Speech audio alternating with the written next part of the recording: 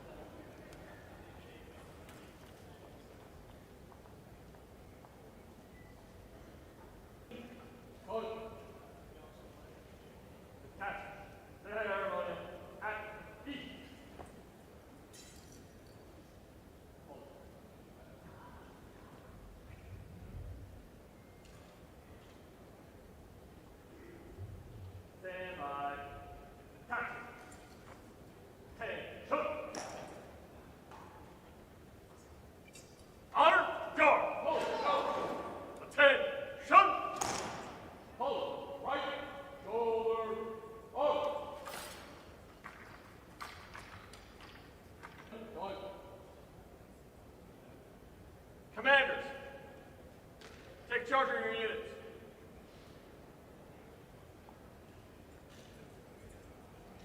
Right. Back. Forward. Right. Hands.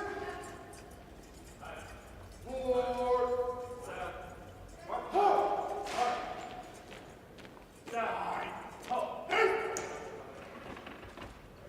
Forward. Oh.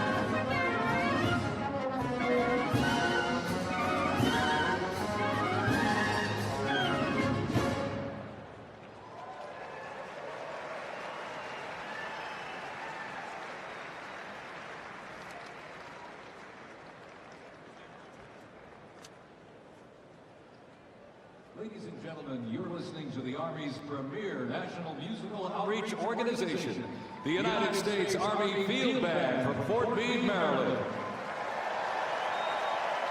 They are led by Commander and Conductor Lieutenant Colonel Domingo S. Robinson. The U.S. Army Field Band develops positive connections on behalf of the Army, the Department of Defense, and the United States through live music, multimedia performances, television productions, and emergent technologies.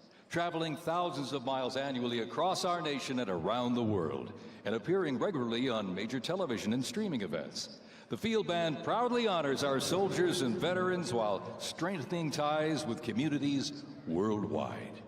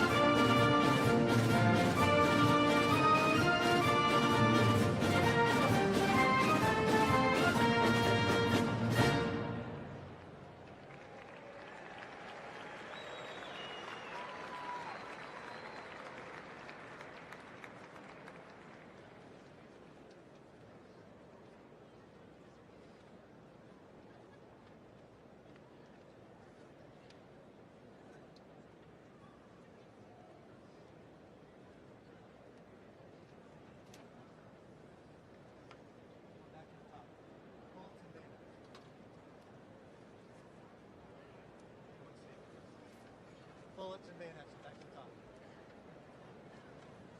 Pull it.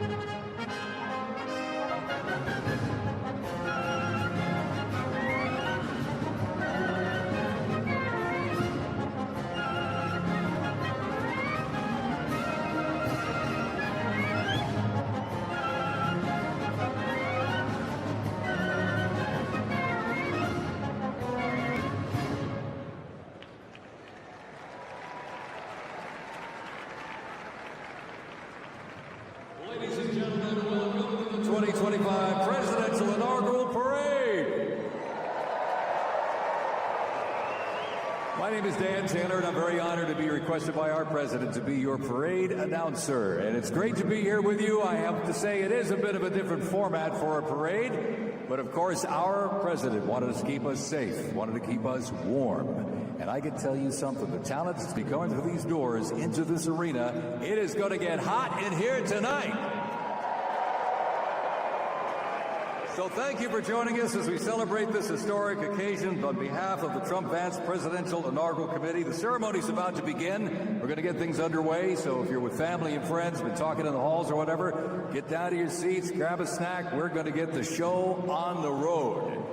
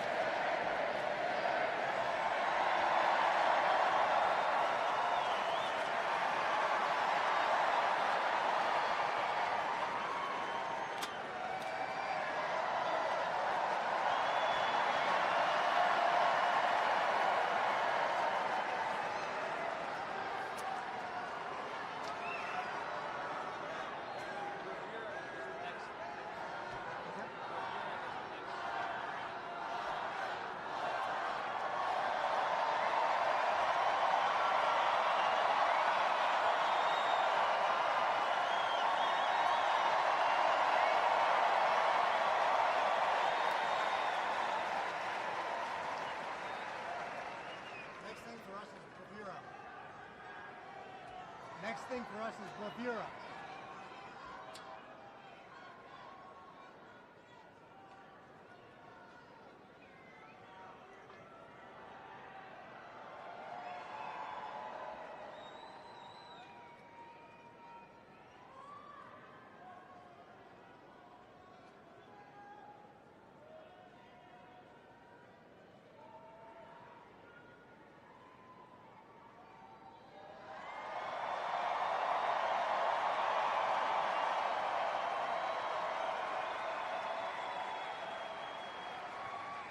Ladies and gentlemen, we'd like to welcome the official fanfare music group of the President of the United States.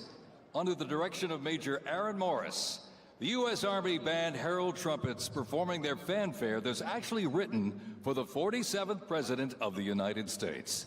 Listen to this, it's amazing. This is Brad.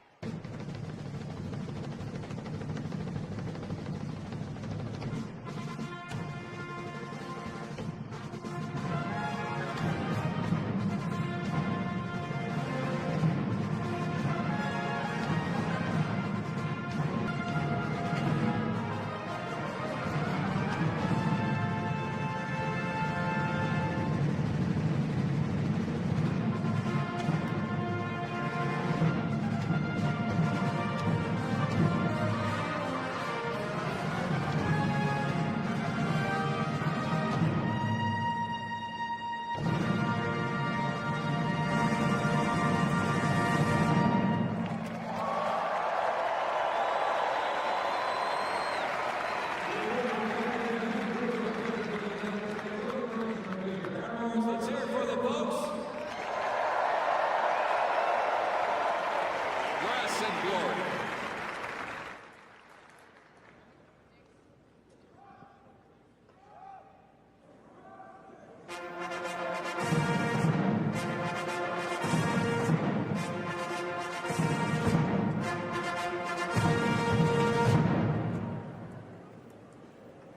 Ladies and gentlemen, please welcome the 50th Vice President of the United States of America, Vice President J.D. Vance, accompanied by the Second Lady, Mrs. Usha Vance.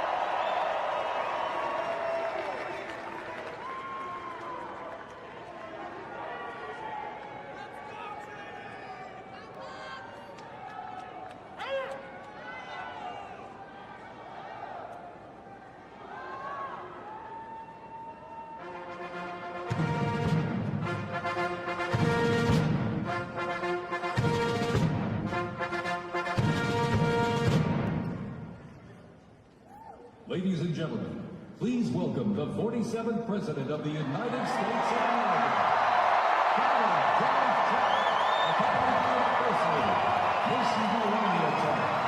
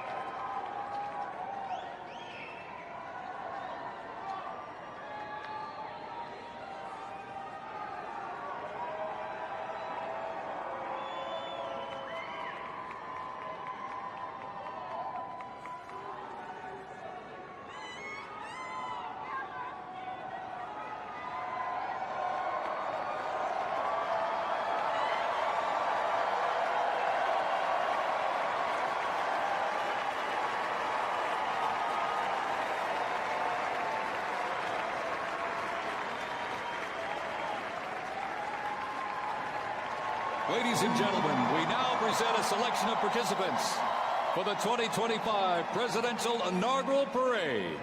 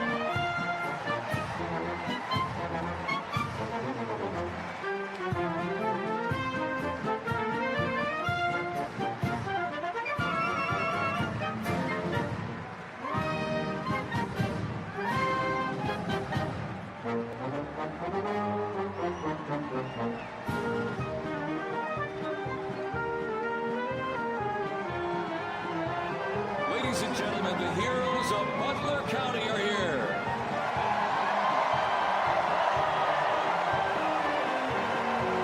And they are here to pay homage to the life, selfless community service, and sacrifice of Corey Comparatori. Mr. Comparatori, a 10-year U.S. Army Reserve veteran and past fire chief to the Buffalo Township Volunteer Fire Company, who died during the assassination attempt on the life of President Trump in Butler, Pennsylvania, July 13th, 2024. Their formation consists of Pennsylvania State Police, local police, county sheriffs, emergency services unit, and hospital personnel, who all heroically stepped into action during the horrific attack. They are also paying tribute to the courageous service of first responders nationwide.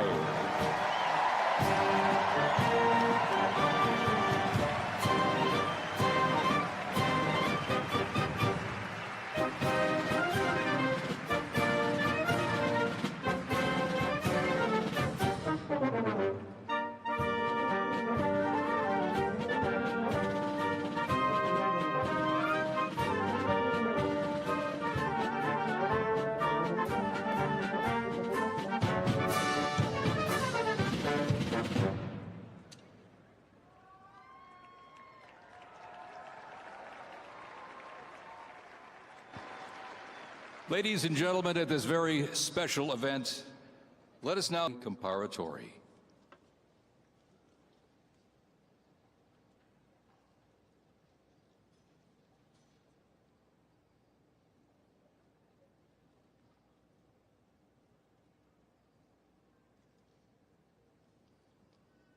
Thank you very much, ladies and gentlemen.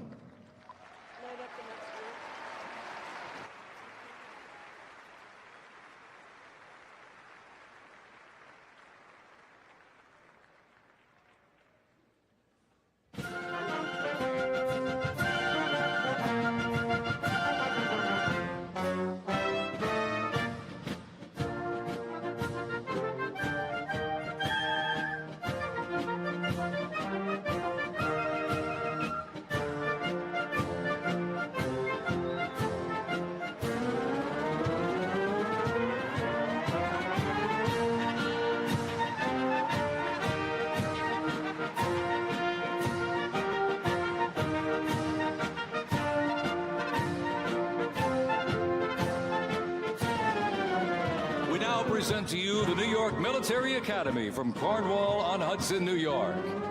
New York Military Academy stands out due to its unique connection to the president himself. President Trump is a 1964 graduate and has been enshrined as one of our alumni of distinction.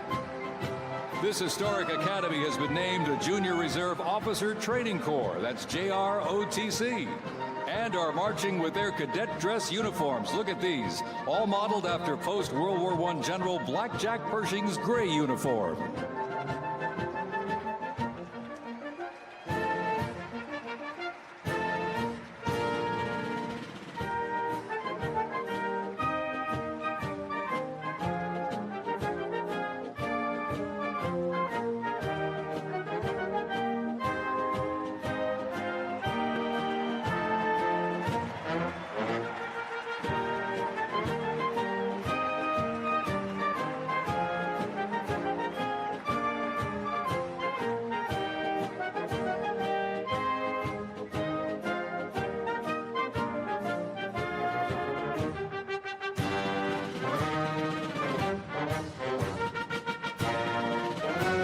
Introducing the Palm Beach Police and Fire Honor Guard unit, representing the town of Palm Beach, Florida. This group consists of police officers and firefighters from the town of Palm Beach, home to some of the most prestigious people in the world, including President Donald J. Trump.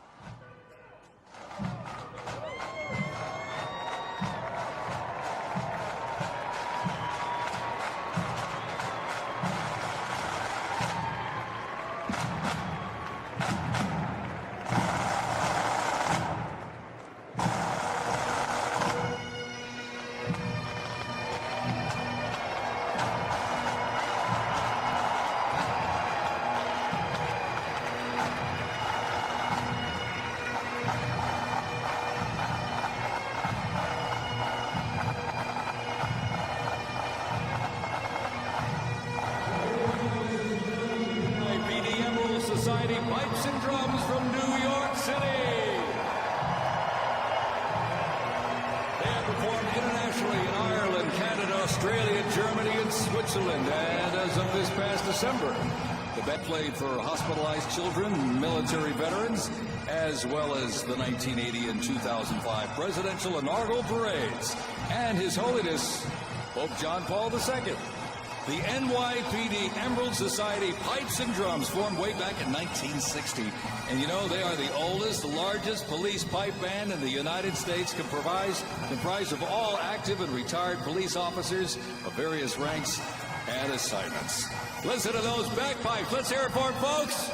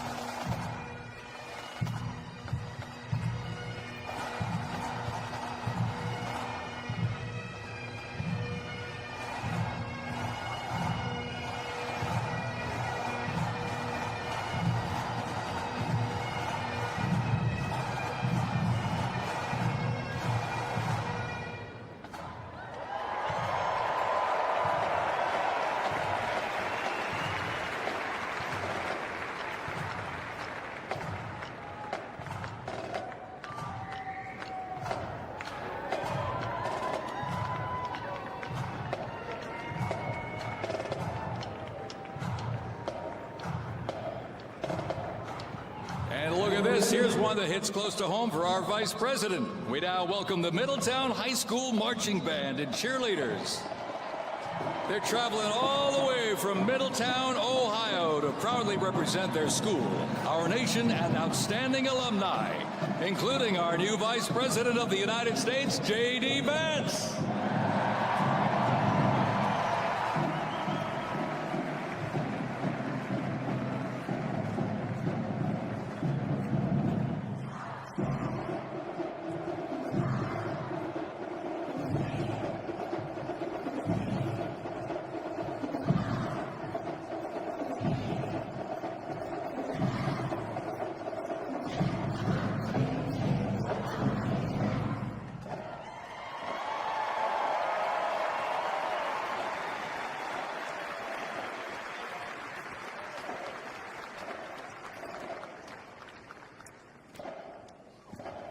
The band has performed in countless parades, community and sporting events, as well as competitions. They have also always qualified for the Ohio Music Educators Association state finals for 23 years straight. How about that?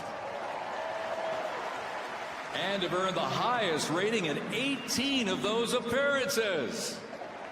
Woo! And today they performed America's Sweet Land of Liberty.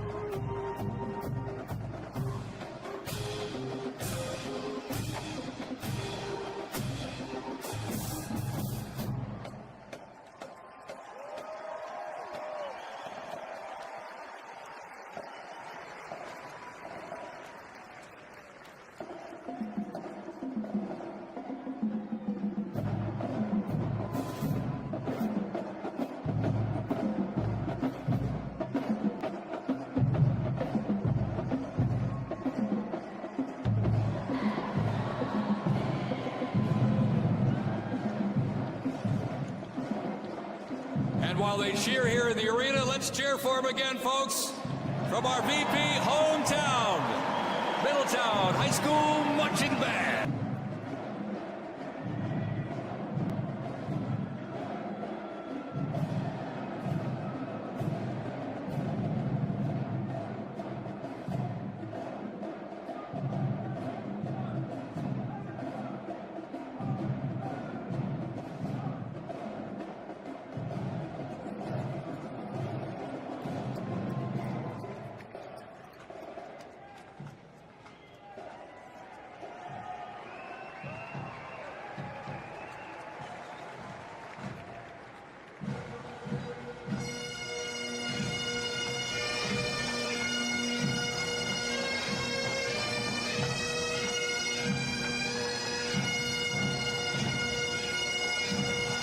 gentlemen, entering the arena right now, traveling from Boca Raton, Florida, the Florida Firefighters Pipes and Drums.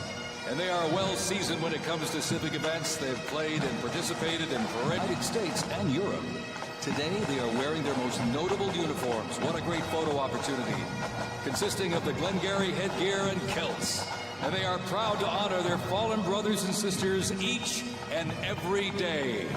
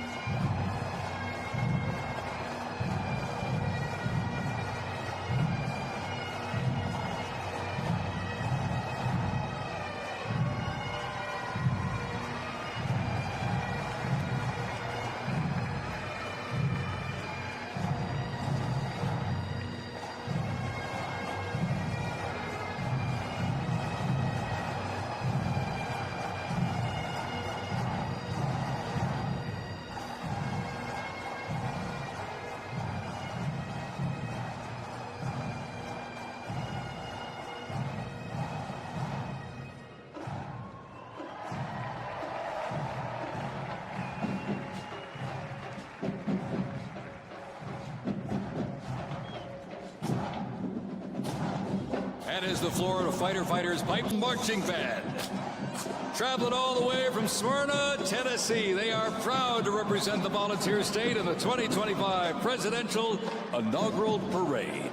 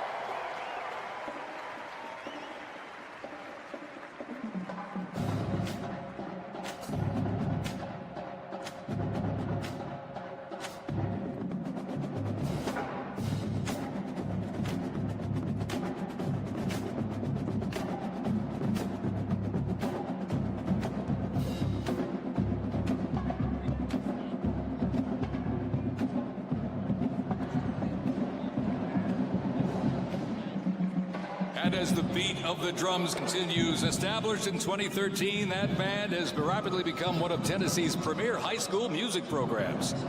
This band has participated in numerous civic events that honor significant moments in our nation's history, like the 75th anniversary of the attack on Pearl Harbor, Captain Jeff Kuss, United States Marine Corps Memorial Dedication, Chicago Thanksgiving Day Parade, and a Lincoln Memorial performance as well. The Stewart's Creek High School Marching Band, everybody! Make them feel welcome here in D.C.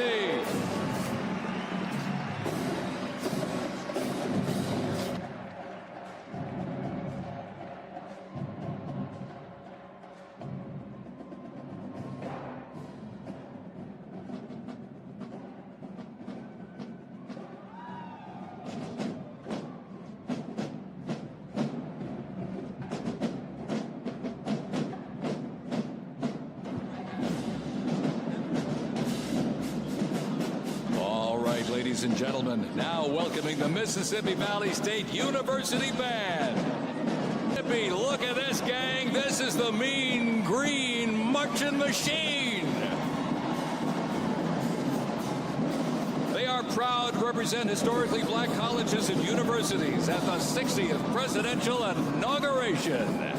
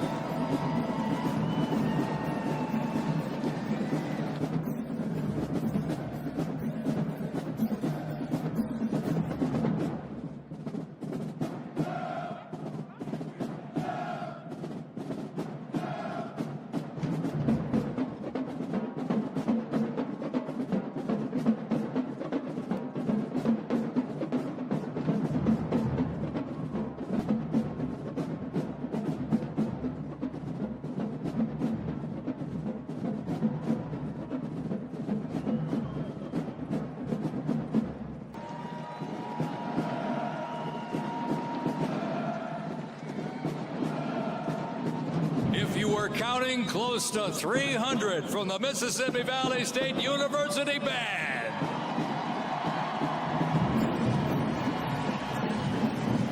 You know, since its founding, the band has consistently played a significant role at their university and across the United States. They have performed for athletic events, Mardi Gras parades, Rose Bowl parades, and many, many more. The Mississippi Valley State University Band takes great pride in presenting culturally diverse presentations for students, faculty, and the surrounding Mississippi communities. Take a look at that brass out there. Woo! That's just part of the big green marching machine. The Mean Green Marching Machine from Itta Bena, Mississippi, ladies and gentlemen.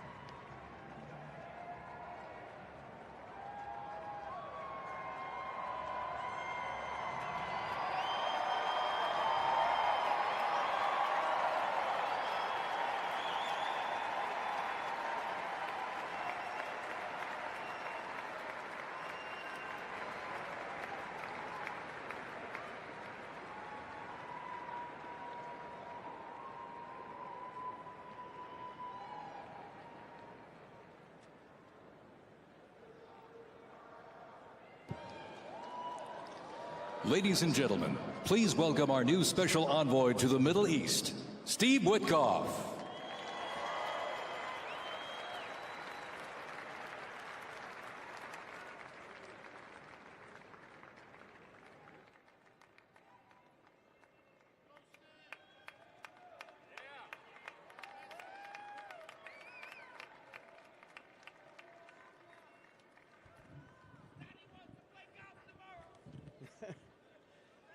Good evening, everybody. I was appointed by President Trump to be the special envoy for peace in the Middle East.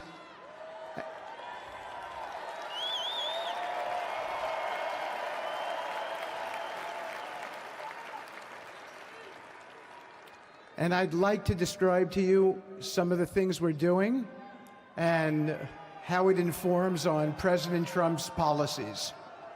First of all, it is President Trump has tasked me with. I am constantly reminded of the privilege it is to serve under the leadership of my boss, President Donald J. Trump.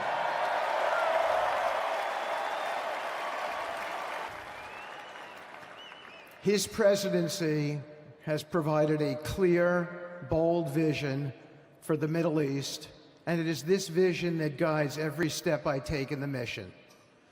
President Trump's leadership has redefined what is possible in the pursuit of progress and stability in the Middle East. His decisive, pragmatic approach ensures that even the most entrenched conflicts are met with fresh perspectives and innovative strategies.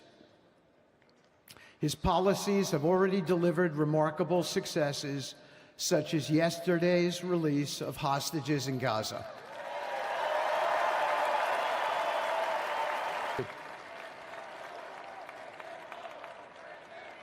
This achievement demonstrates the strength of President Trump's leadership and the respect he commands. Complex and challenging have also brought historic progress to the region, transforming old rivalries into new alliances. These agreements are not merely symbolic. They represent a practical roadmap for peace, economic cooperation, and mutual respect across nations.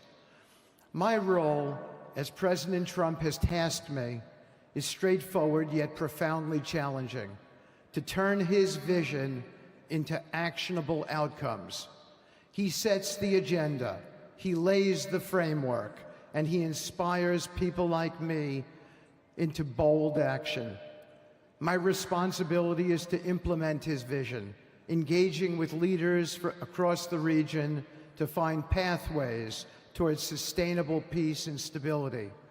And let me tell you, having Donald Trump as a boss makes this task not only possible, but far more effective.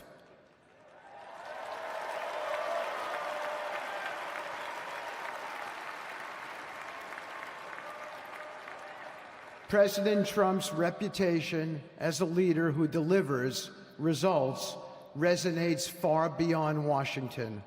Leaders in the Middle East know he means what he says. His ability to cut through bureaucratic gridlock and focus on tangible results is the game changer. It allows me to approach delicate negotiations with the confidence that the full weight of the United States is behind me. The principles President Trump has laid out for our approach to the Middle East and foreign policy in general are fourfold, and they are clear. 1, respect for sovereignty. Every nation free from the interference of external powers. 2, economic prosperity as a bridge to stability. Through economic partnerships and investment, we can build a foundation for cooperation that transcends historical grievances. 3, courageous diplomacy. Real progress requires difficult conversations and bold decisions, and it is through these that trust is built and maintained. States requires reciprocal actions from our partners. We are done carrying the financial burden for nations that are unwilling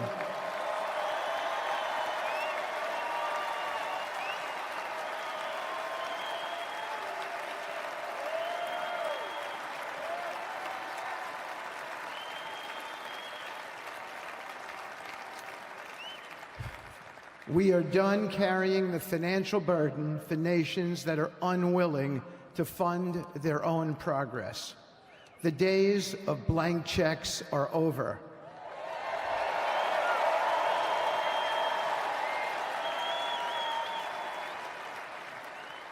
Partnerships under President Trump's leadership must be equitable, and contributions must reflect shared commitments to our goals. In my work, I've seen firsthand how these principles resonate. They provide a foundation that transcends politics and speaks to the shared humanity of all people in a region. Leaders across the Middle East recognize that this Trump administration is serious about results, not symbolic gestures, but real, meaningful progress that improves lives. Thank you.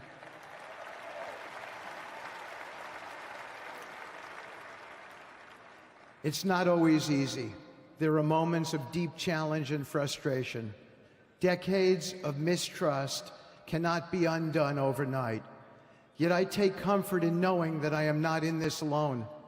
President Trump's clarity of vision ensures that I never have to question what success looks like. His leadership is necessary to navigate these complexities. As we move forward, my commitment to advancing President Trump's vision for the Middle East, whether through expanding the Abraham Peace Accords, fostering economic development, or facilitating dialogue between long-standing adversaries, my focus remains on actionable results. Let me close by saying this: a stable and prosperous Middle East is not an unattainable dream. It is a goal within our reach, made possible by strong leadership and unwavering commitment. Under President Trump's guidance, we are proving that the impossible can become reality. Thank you, but I have one more thing to say. We have some special people for me to introduce you to tonight. President Trump has been talking to them as of hostages from Israel who have been in Gaza for the last year and a half. There are many of them here today. Several of the families have lost children and loved ones, and they're here because they're part of an effort to retrieve their bodies so they can be buried in a proper way. Several have children who are still in captivity. There is an American family here whose loved one is scheduled to come out in 14 days, and they're going to be meeting the president tonight. So let's give them all some love and a big hand. Come on up.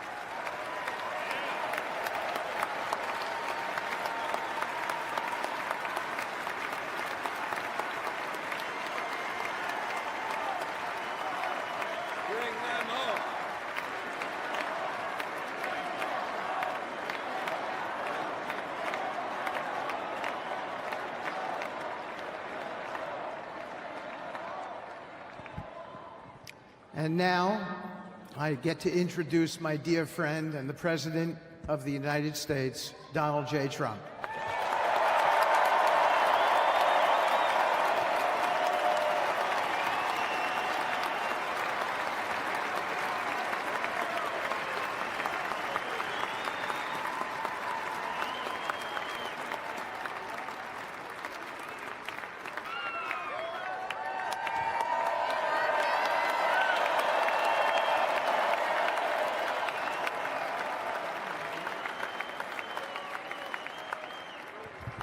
Thank you very much, everybody. Appreciate it. Thank you.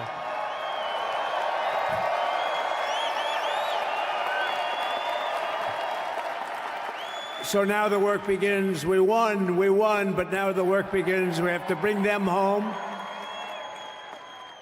And, you know, tonight I'm going to be signing on the J6 hostages, pardons, to get them out.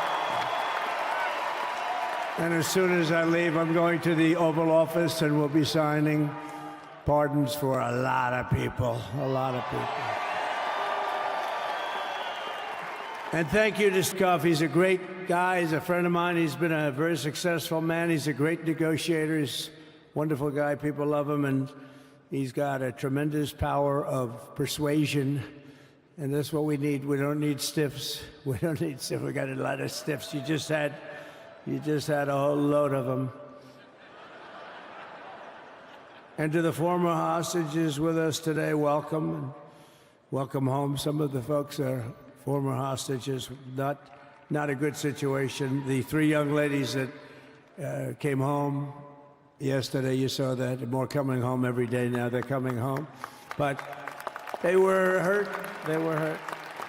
They were hurt. One had her head blown off, fingers on her hand, and her hand indeed was blown off. She was trying to defend herself from a bullet being fired. Do you believe this? A bullet knocked off her hand.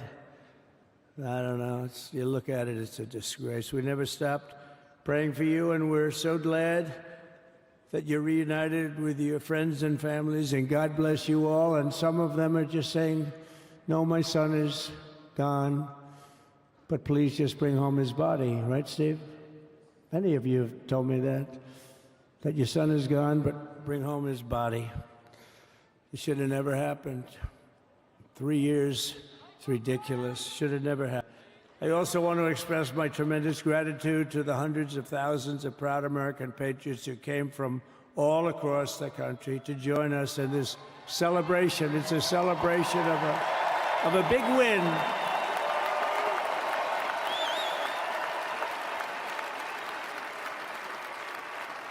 And you're witnessing the dawn of the golden age of America. That's what it's going to be. We're bringing it back. We're going to bring it back fast. We're going to bring it back fast. Let us also thank the incredible service members, National Guardsmen, Police, Secret Service, and law enforcement personnel who are keeping us all safe, even though, and they are great people. New York's finest. I grew up with New York's finest, and we got to give them their authority back. You won't have any crime. There'll be no crime. You give them little authority back. The whole way they run things in this country now, it's disgraceful. But it's going to change rapidly. We're going to make our cities safe again, too. Even though we're indoors, we've had a magnificent inaugural parade. And let's give a big round of applause. They were great. To all of the incredible performers and hardworking men and women who made it possible. Those people, really talented, amazing people. I also want to thank my wonderful family for being here, especially my beautiful wife, our First Lady, Melania.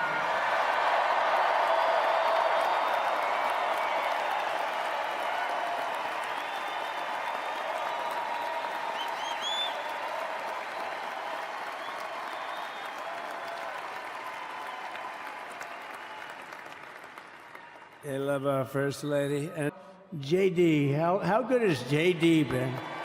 And his beautiful wife, Usha. How good is JB? JD has been great. He's another good negotiator, Steve. He's a great negotiator, too. We need negotiators in this country. But so many of the people on the stage behind, not only family members, as an example, Lara Trump, the wife of Eric. She was the head of the Republican Party, along with my friend Michael. Stand up, the two of you. What a job.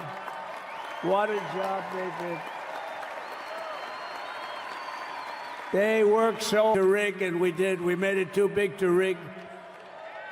We won every swing state by a lot.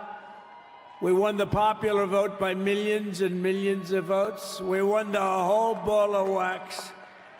And now we're going to go and drill, baby, drill, and do all the things that we've wanted to do and bring your costs down, your prices down, and make our country safe. So thank you very much, Michael. Thank you very much. What a job you've done, Michael. I'm never moving you, you know. He was thinking about getting a nice job in the administration. I said, no, I'm leaving you right where you are. You've done a very good job. We're not moving you, Michael. I'm sorry. Anyway, thank you very much. Appreciate it. Appreciate it very much. Right here with us also in the arena, I'm about to sign some very important executive orders of our new administration.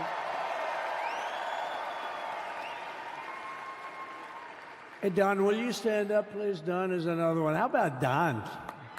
This guy.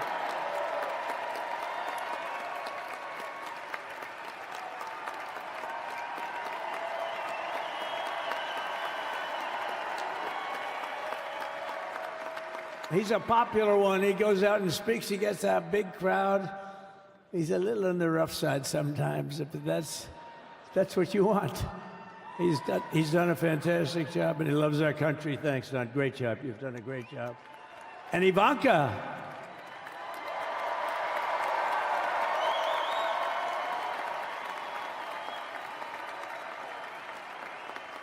And you know, Jared negotiated the Abraham Accords, which are the biggest, it's the biggest deal made in the Middle East in many, many years, and it's really something. Jared, stand up, Jared. The Abraham Accords.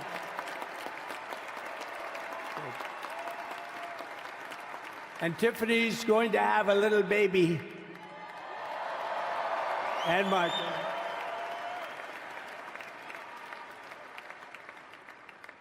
And then I have a very tall son named Barron. Has anyone ever heard of him?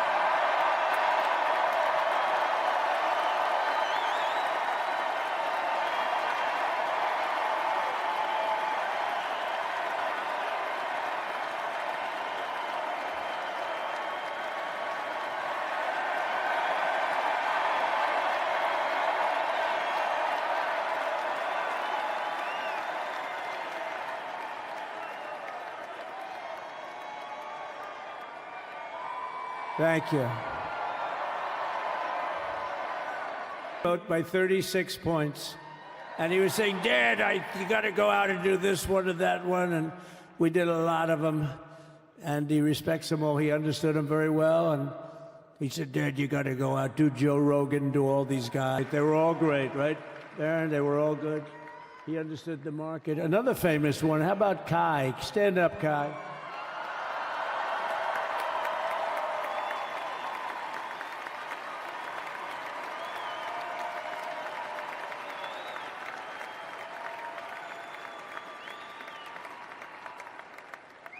Is that Byron Donalds back there? Stand up, Byron. Stand up. What a future this one has. What a future. That's great, Byron. Thank you very much. And how about Lutnick, Secretary of Commerce? He's going to take in more money than any country has ever even thought about. He's going to take in some money. And we have many others. Look, I'm not going to go through it, but we're going to sign some orders right now, and that's really what I want to do. So we're going to sign executive orders. First, I'll revoke nearly 80 destructive and radical executive actions of the previous administration, one of the worst administrations in history. Maybe not one of them, the worst. Anybody that would allow millions of people to pour through our borders from jails, prisons, mental institutions, insane asylums, gang members to be taken off the streets of Venezuela and deposited in our country, and many, not just Venezuela. You know, crime in Venezuela is down 74% because they took their criminals and gave them to us through an open border policy of the previous administration. all over the world. They're emptying their prisons into our country. They're emptying their mental institutions into our country. It stops as of 1 o'clock this afternoon, okay? It stops.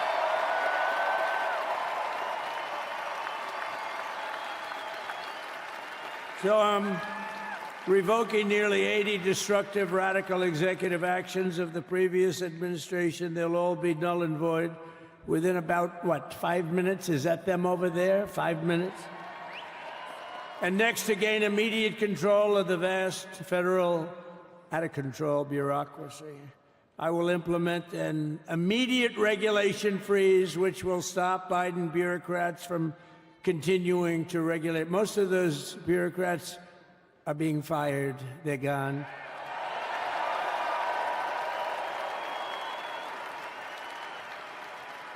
Should be all of them, but some sneak through, but we have to live with a couple, I guess. I'll also issue a temporary hiring freeze to ensure that we're only hiring competent people who are faithful to the American public. And we will pause the hiring of any new IRS agents. We will also require that federal workers must return to the office in person. And we're going to take the 88,000 people that they hired to go after you. Remember this? Okay, remember? Do you remember a little statement about tips? Does anybody remember that little statement?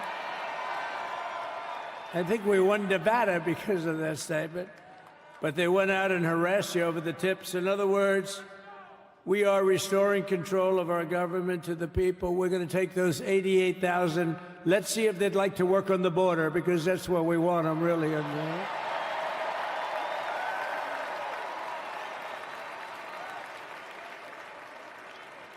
So we're going to have no tax on tips, right? No tax on tips.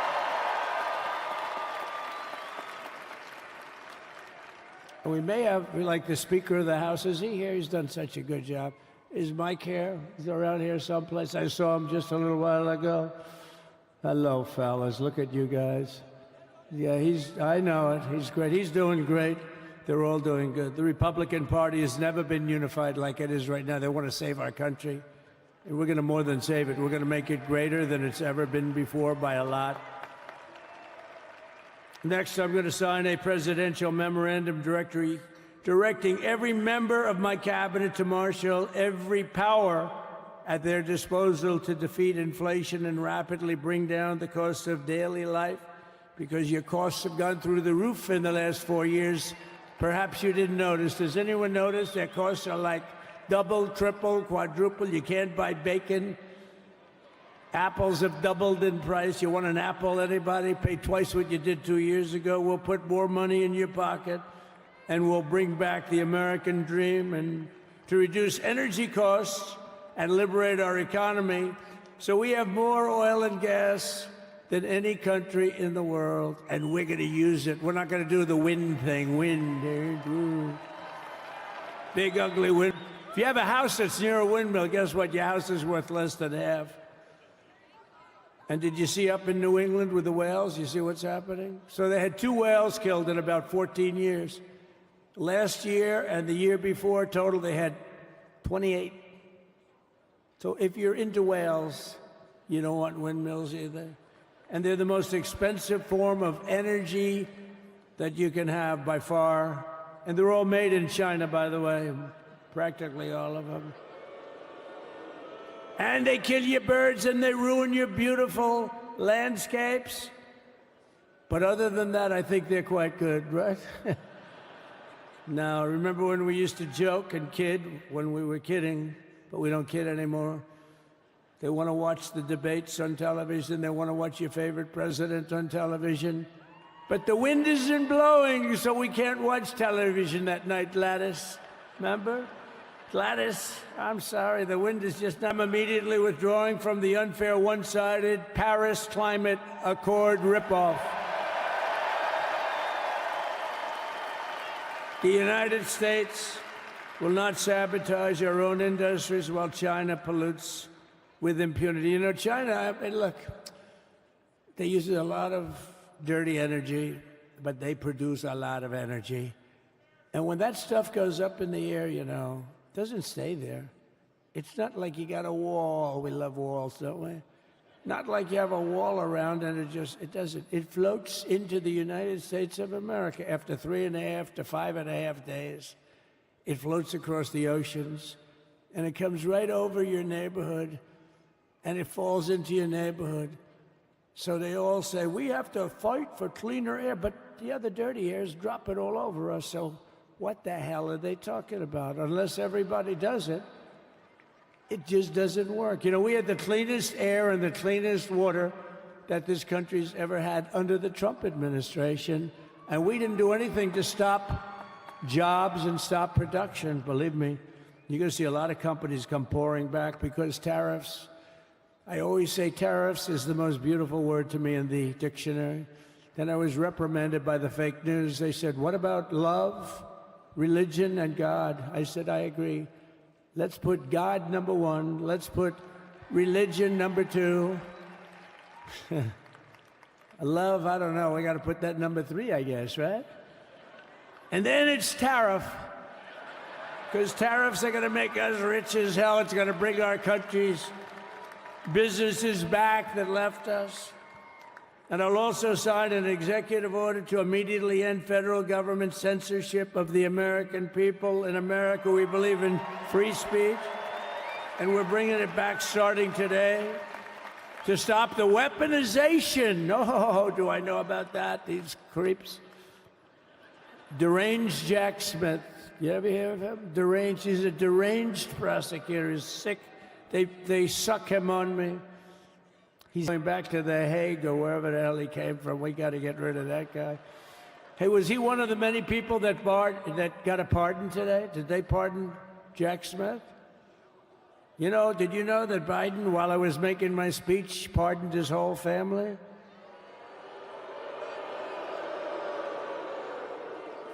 The brother, the whole deal was pardoned. Can you imagine that? While I was making my speech. Did my speech? Did you like my speech?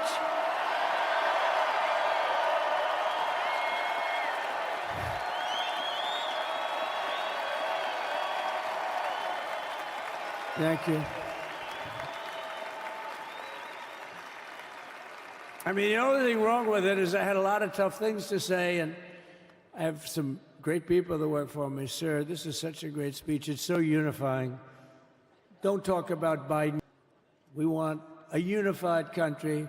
They said, don't talk about the J6 hostages that you're going to be releasing today. Sir, don't put that in your speech, please. I said, but I want to put it in my speech. I said, sir, it won't be unified like it is. It's so beautiful the way it is. And it is getting great reviews.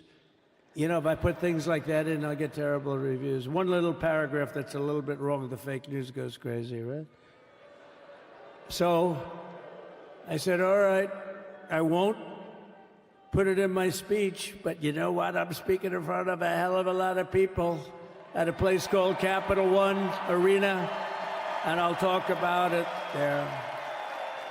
So we're going to be going over the beautiful Oval Office, one of the great offices in history. Even if it wasn't beautiful, it's the Oval Office, but it is beautiful.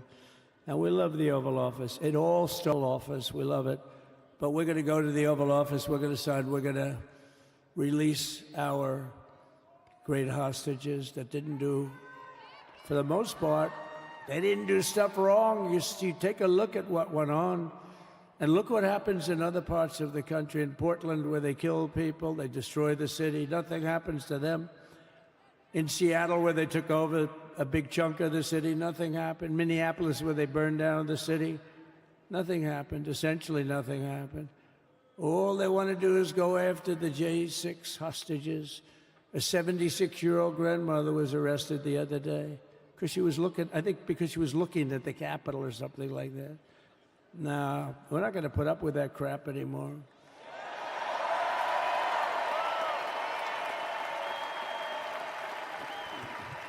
And to stop the weaponization of law enforcement, I've been investigated more than any human being in the world.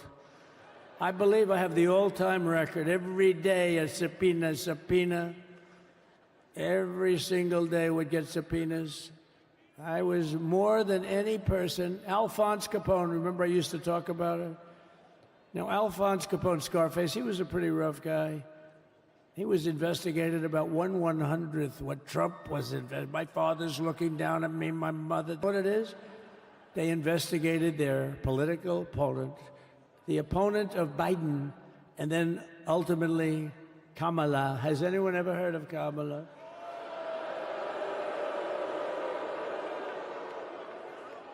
We had to beat two opponents, you know? We had to beat Biden, then we beat him. Now he goes on top. The guy was like 39 points down. I think I could have beaten Trump. They should have left me in. I would have beaten. No, his debate performance wasn't the best, right? That's what killed him. And then they had to change, and that's like you get into a fight. The great Dana White spoke last night. We love Dana White, right? UFC. That's like he puts in two fighters, one of them's getting creamed, getting really beaten, and they say, all right, take him out, let's put somebody else in to finish up the fight. That's what they did to us. They gave us somebody new, but we took care of both of them. So we beat actually two opponents. But to stop the weaponization of law enforcement and our government, I will also sign an order directing every federal agency to preserve all records pertaining to political persecutions under the last administration, of which there were many, and beginning the process of exposing any and all abuses of power, even though he's pardoned many of these people. Can you believe it? He's pardoned them. You know why he did it while I was speaking? Because that way I couldn't speak about it. I was speaking. I didn't know he did it. I finished my speech, and they said, sir, he pardoned his whole family. I said, ooh, can I go back out there and talk about it? Somehow that wouldn't be very elegant. Our First Lady would say, please don't do that. First day in office, you know, don't forget, we've been in this position, really, where we won the primaries in record time. We were the fastest win of a primary ever in political history, which is a very nice thing. It's nice to know. Well, the second election was rigged, so we knew we were doing well. And if it wasn't, you know what? If it wasn't, I would have never run. But this third one was just a monster. Boy, was that a big one, huh? That was a big one. On the second one, we got like 10 or 12 million votes more than the first one. How about that? We did great on the first one. We did much better on the second one. But bad did we do well on the third one. So we're gonna have some fun.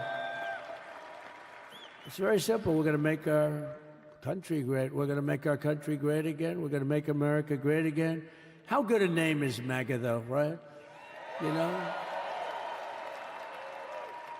I was going to say, keep America great, but unfortunately it wasn't great. Can't say keep it great. It will be great again, but CAG, keep America great, CAG, I don't think it's ever going to replace MAGA. MAGA was the most successful political operation, political movement in the history of our country, maybe in the history of the world. Let's see what happens, because we're not finished yet. We're not finished yet. We got a long way to go. But we're doing this on the very first day in office, and in just a few moments, I'm not only signing the release of the J6 hostages, I'm signing other things that you're going to love. Oh, you're going to be happy reading newspapers tomorrow, and the next day, and the next day, and the next day. So I just want to thank, you don't have any empty seats. And by the way, the Capital One owners, they are so good. We got to root for their teams because they have been so great to MAGA, to us. And I just want to thank Ted and everybody. You guys have been fantastic. And the ice hockey team's doing great.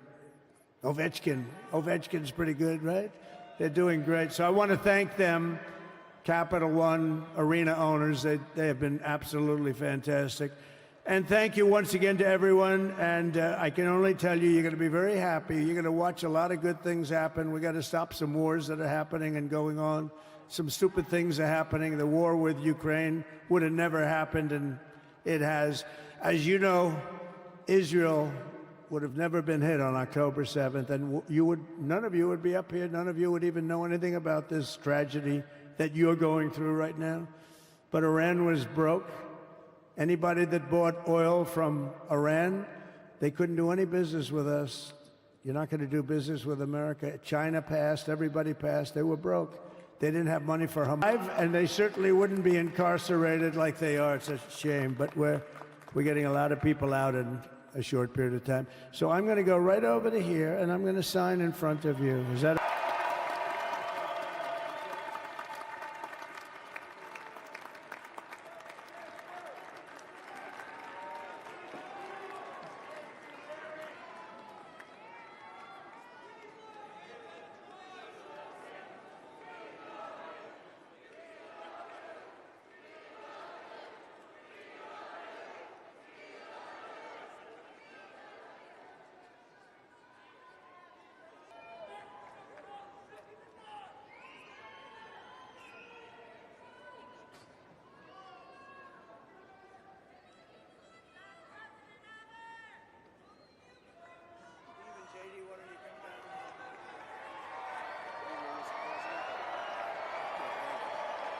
You have that other one to sign? Sorry, what's it? You have the other one to sign? We don't have it over here yet, sir. We'll have it for you back at the Oval. The first is the rescissions of 78 Biden-era EOs and presidential memoranda. You want to call it out? You want to say it? Why don't you say what I'm signing? Sure. The first item that President Trump is signing is the rescission of 78 Biden-era executive actions, executive orders, presidential memoranda, and others.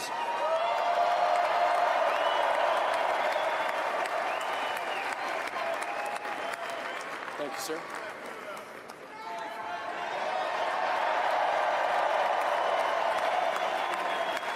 Thank you. The second item, President Trump, is a regulatory freeze, as you announced in your speech, preventing bureaucrats from issuing any more regulations until we have full control of this, the government and this administration.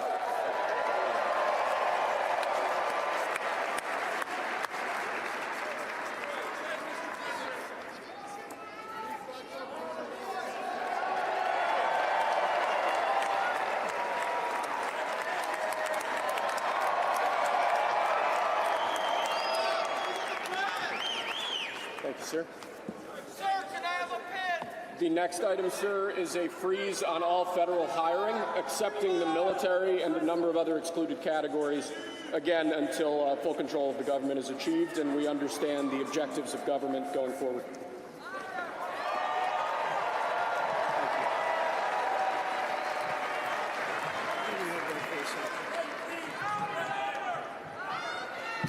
Could you imagine Biden doing this? I don't think so. I don't think so. Sir, the next item, as you announced in your speech, is a requirement that federal workers return to full-time in-person work immediately.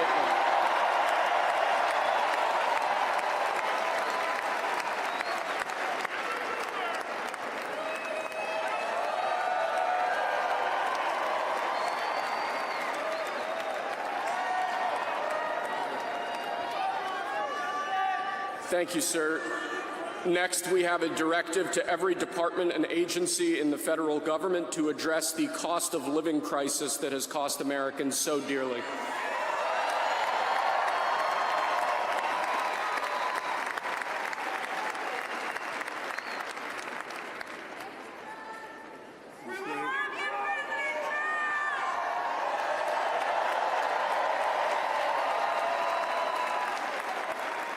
Thank you, sir. The next item here is the withdrawal from the...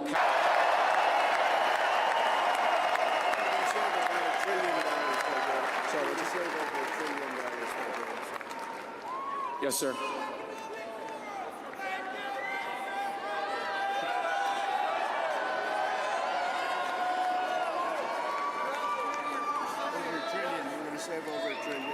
We're going to save over $1 trillion by withdrawing from that treaty.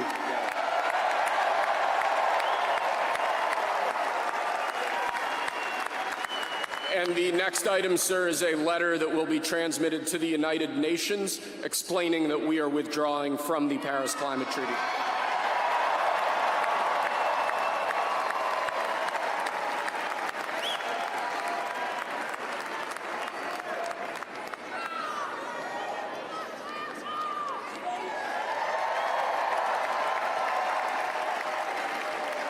Thank you, sir.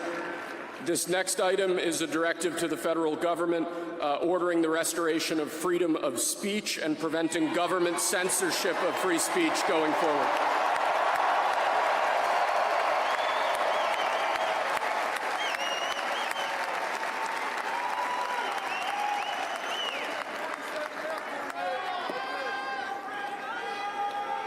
And lastly, sir, before we go back to the Oval Office to sign a large number of other items, is adversaries of the previous administration, as we've seen.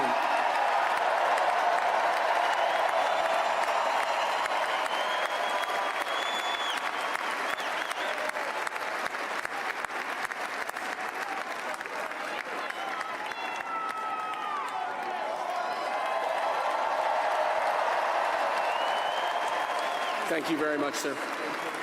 Appreciate it.